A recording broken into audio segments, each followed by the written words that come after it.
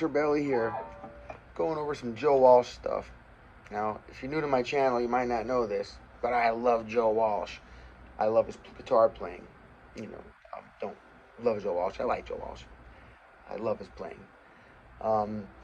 I think that he's one of the best players, one of the most melodic, and writes some of the most memorable songs. You know, his riffs are replicated over and over, and his techniques. He's awesome.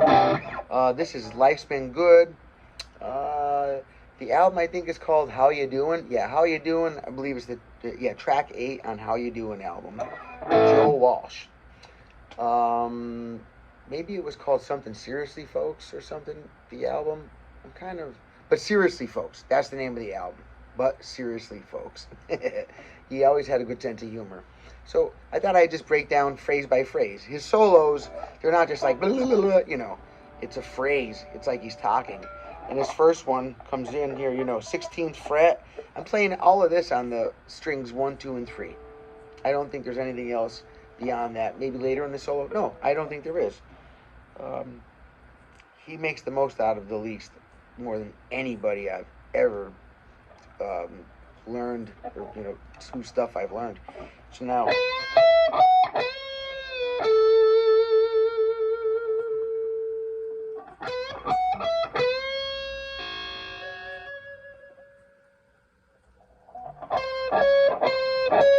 this is all inside the blue scale stuff, because you got, here's the blue note.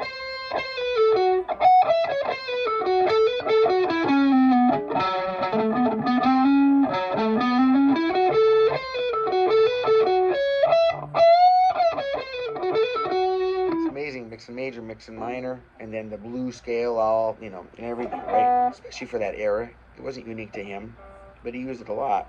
So now we've got this little okay.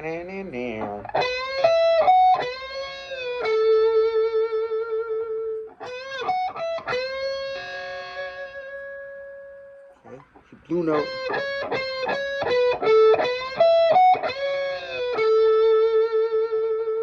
Down the whole step. He's so slick.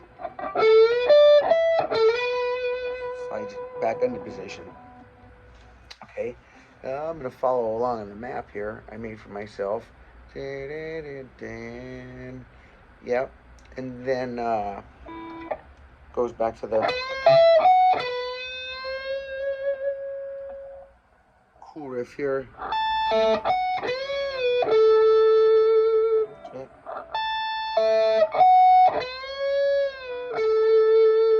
Squeezing everything out of the blue scale that's possible. I mean, every possible. Here's the master blue scale, master pentatonic, master.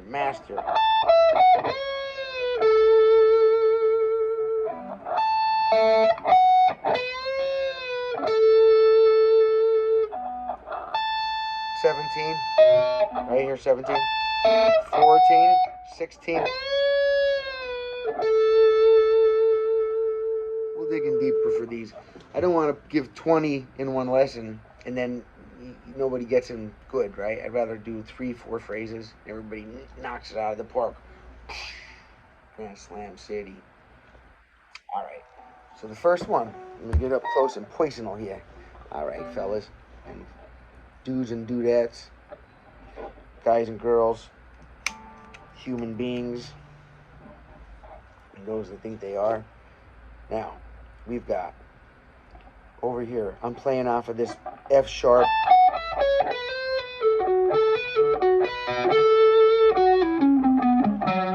The blue scale, which is just my perspective here right now, because I'm playing the notes right out of it.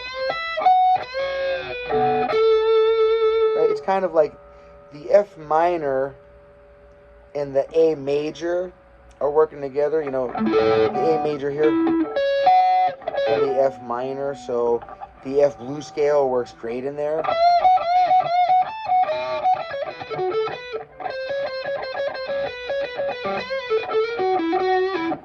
But I don't want to litter it with too much theory for those that don't understand it. If you have any questions, just ask me, message me. I get at you. You know, I'm a teacher, so if you ask me questions, I'll teach you. Okay, now watch. as this is up in the air, pinky, first string, then while this is still up, then you hit it and release it.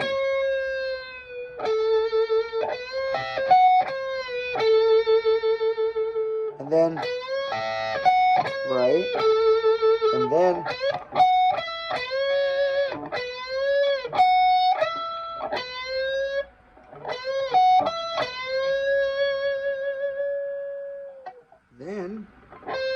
blue note,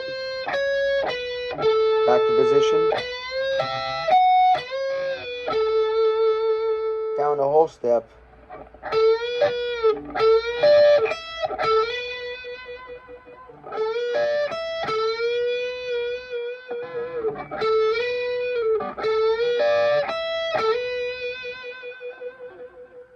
and then in the phrase with, I'm sorry.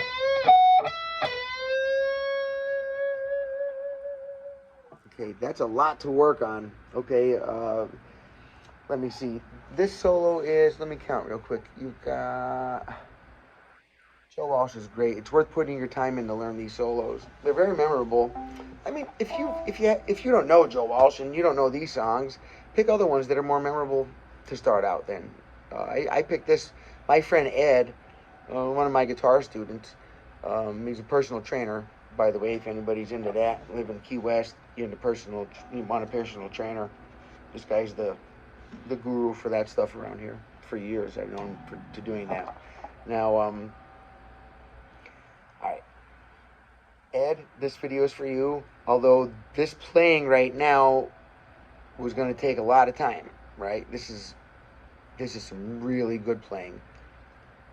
You can get the notes a lot quicker than you're going to get the phrasing. Okay. Meaning that you can learn that it's going to be 16th fret and the 17th fret and the 14th fret.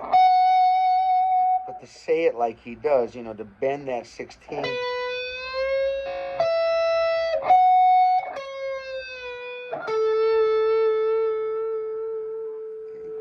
You get nice and close. Really see how I'm doing this. Watch. I'm on my G string now, the 3rd string, okay? I use 3 fingers to bend because it helps me push the string. If I use 1 finger, it's too much work. Watch.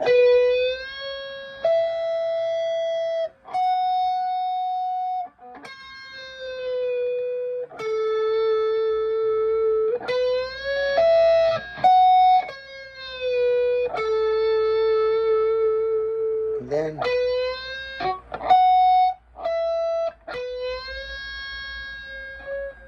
when I'm bending, I'm not just bending to any pitch.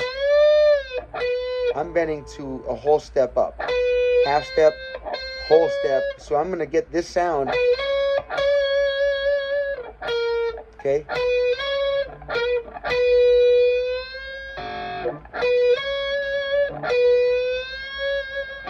And that's how you practice bending, literally. If you know your target, you find your target and you... So,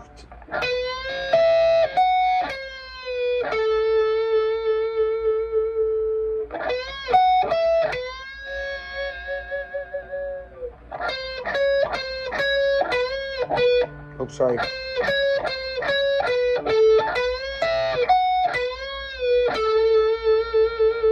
Down the whole step.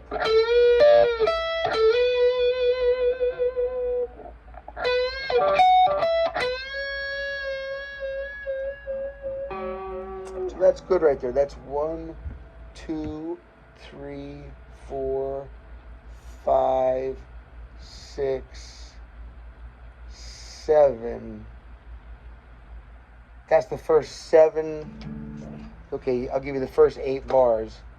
It's the first 9. The first 9 bars, because the last one is just a vibrato the whole way. So we got to the 7th one. The last one we did was... I'm sorry. And then the the last one for this lesson, which will be the 8th measure of the guitar solo, is going to be this 17th. Comes up on the 17th. E string, then B string. Then 16. See? I'm sorry, 17, 17, and then 14 on your one string, your E string. Then your G string bend.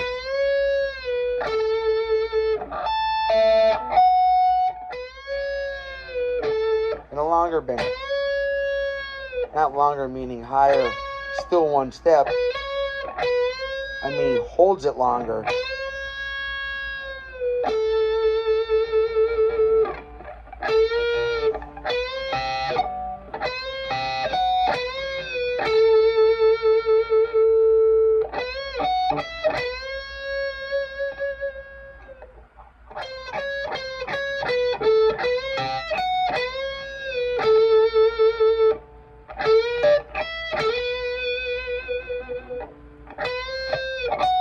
Sorry.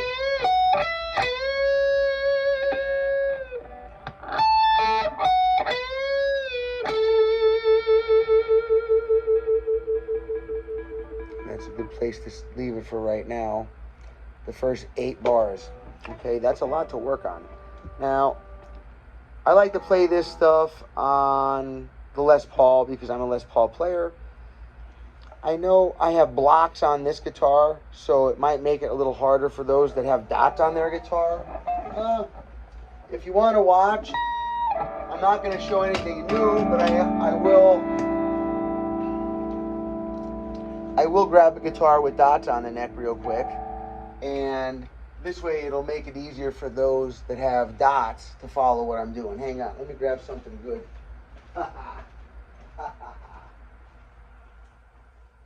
Oh yeah.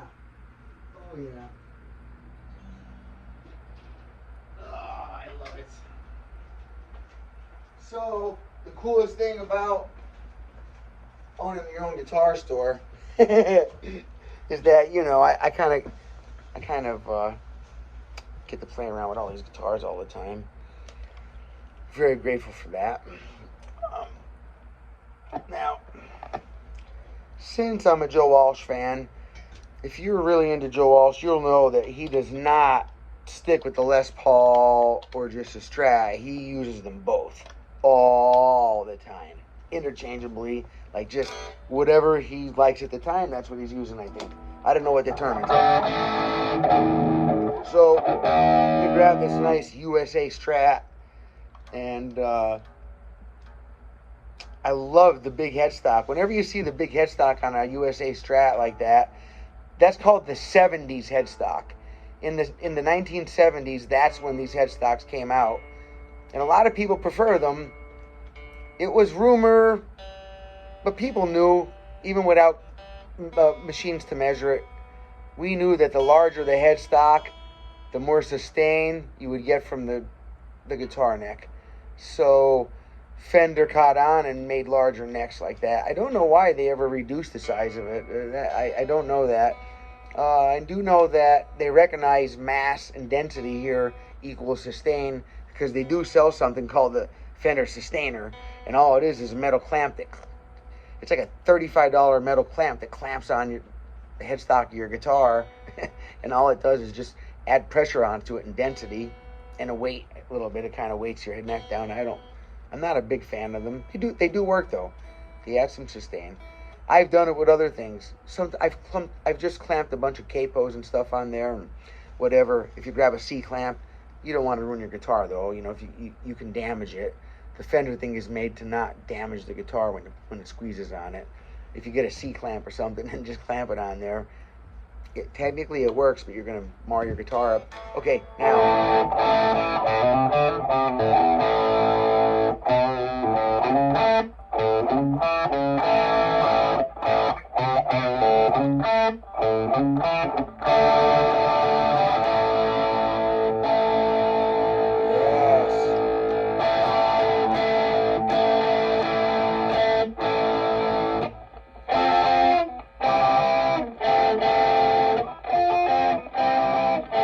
Oh, by the way, video 1, of course, shows, you know, all of the other parts of the song, okay?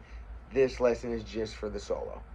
Now, what we did, and it was on my Les Paul, but it has blocks for those just joining in or whatever, or if you skipped right to the section that said learn on a Strat instead of a Les Paul.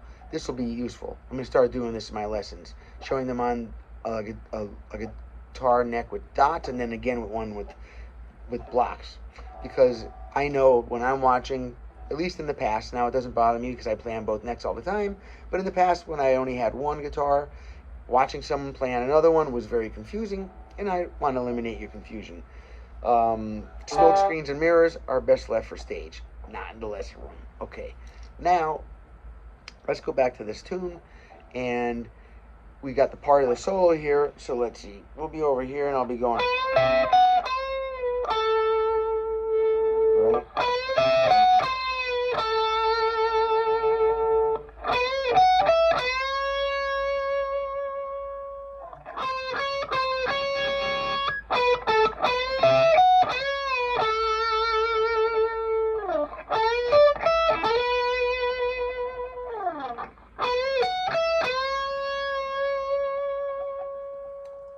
Ooh, I love that. It's so nice on this Strat. Okay, and this might help you, like I said. This will probably make it a little easier if you can see what's going on. Oh, and then the last phrase was...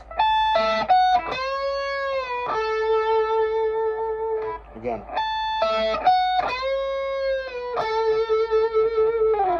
Now for you dot neckers, instead of you block neckers, referring to the dots on the neck or the blocks on the neck, like on my other guitars, they have blocks, right? Okay, so now, and this we got...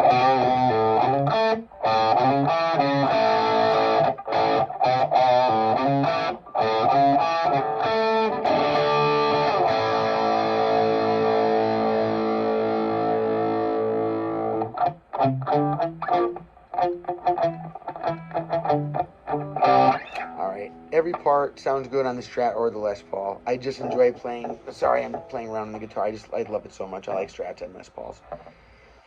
So, solo.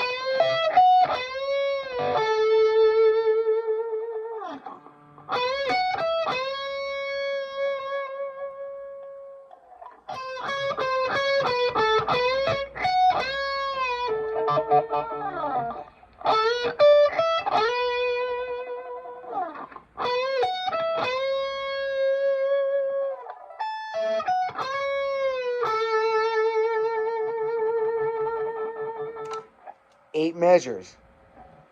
Lesson 1 on the guitar solo for Take It Easy. I'm sorry, not Take It Easy. Life's Been Good. Sorry about that. I don't edit my videos because I think it's good for everybody to see my little mistakes as well. I think when people keep editing their YouTube videos, they're portraying themselves as something that's really not so realistic. Everybody makes mistakes. Some people don't make any.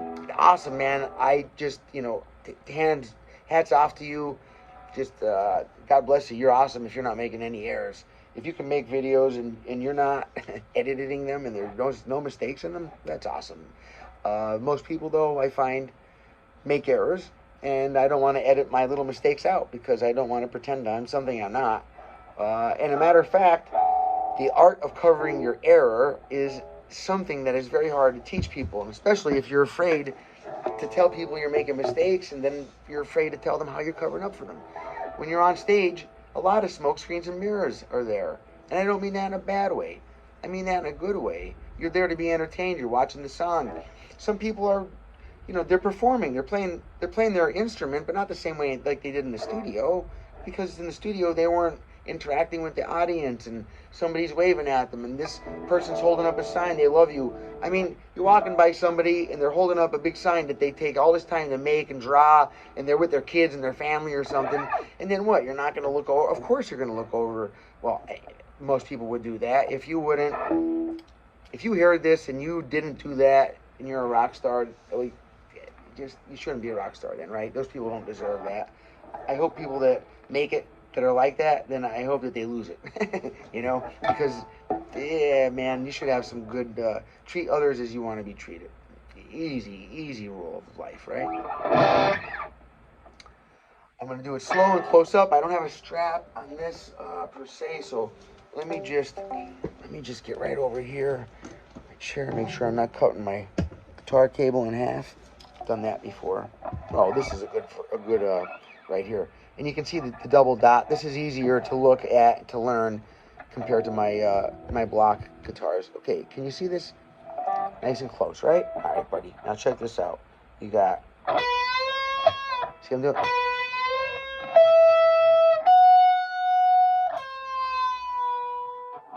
Oops.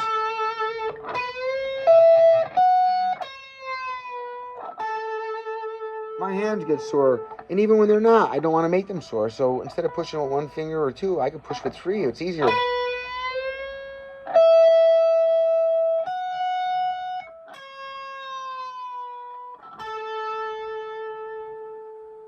And then the next time I bend, instead of here, I go here next.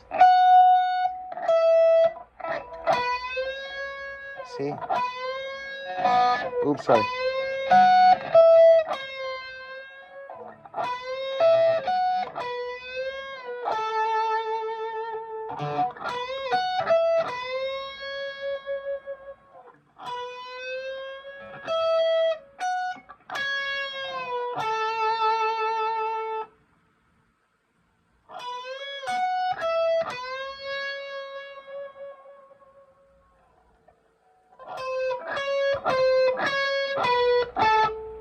Hear that one?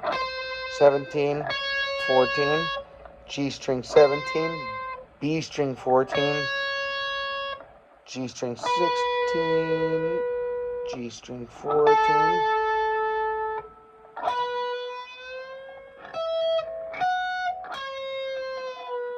Back to that.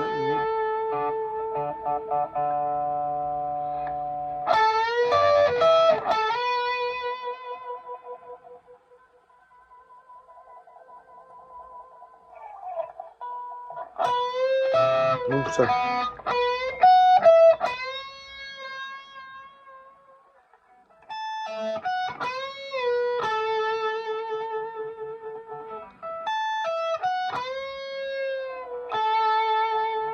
Ooh, I love that one. That's so nice, right? On that 17, it just sounds like it's heavenly.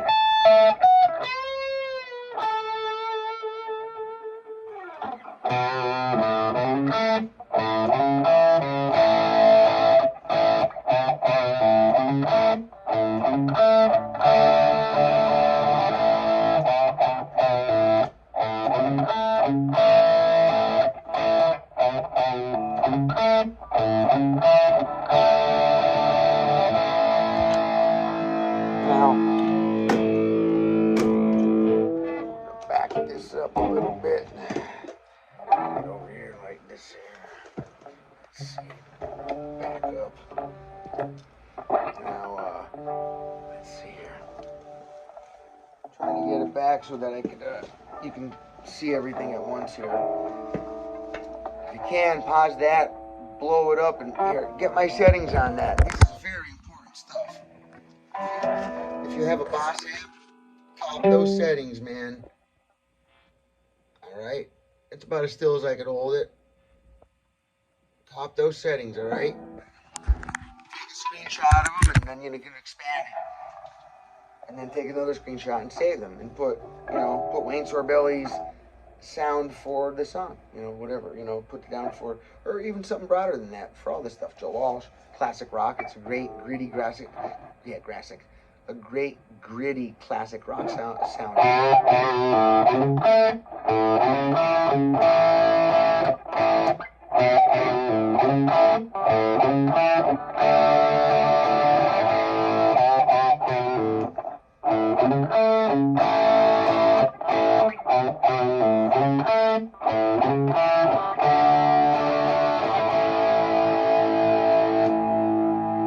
Just to see what it sounds like on the other parts. Oh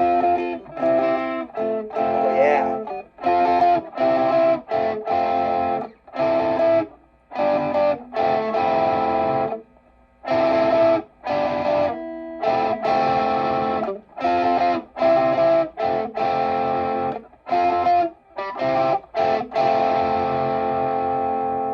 Wow, I like it.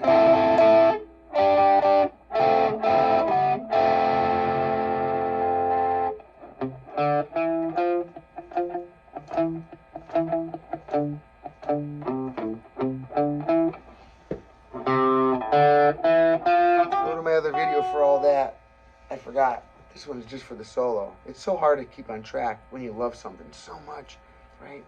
You got the first 8 bars, measures, right? First 8 measures, which includes about 8 phrases in there. And they're pretty note for note. So have some good Joe Walsh listening this week. I have on my channel so far Life in the Fast Lane. I'm working on Funk 49. I don't know if I dropped that video yet. I might have it done. You know which one that is, right? That was his first hit, actually, in 1973. I think in 1973 is when the hit. It's called Funk 49. Here's it starts out.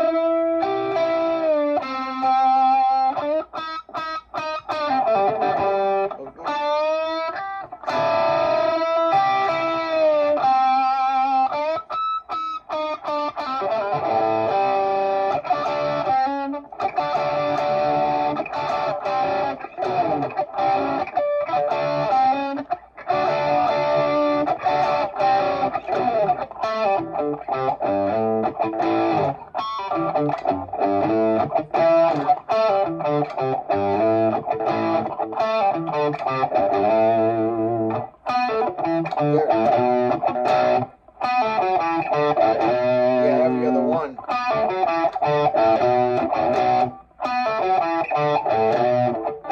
Hendrix chord.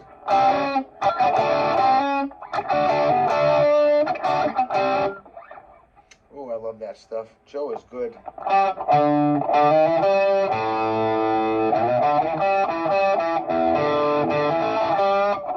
Oh man, I have to try that on this guitar.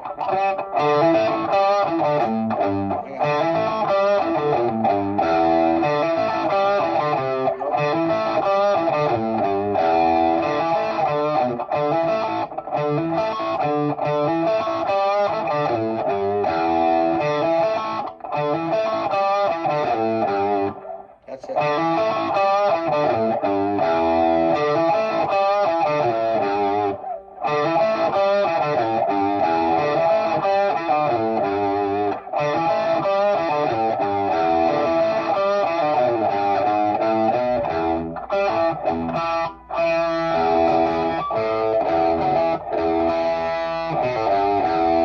Oh yeah. All right. No rules to the channel. I do ask though, if you like what you see here, if you're learning, you're getting entertained, whatever, please hit the like button and subscribe button. Drop me a comment.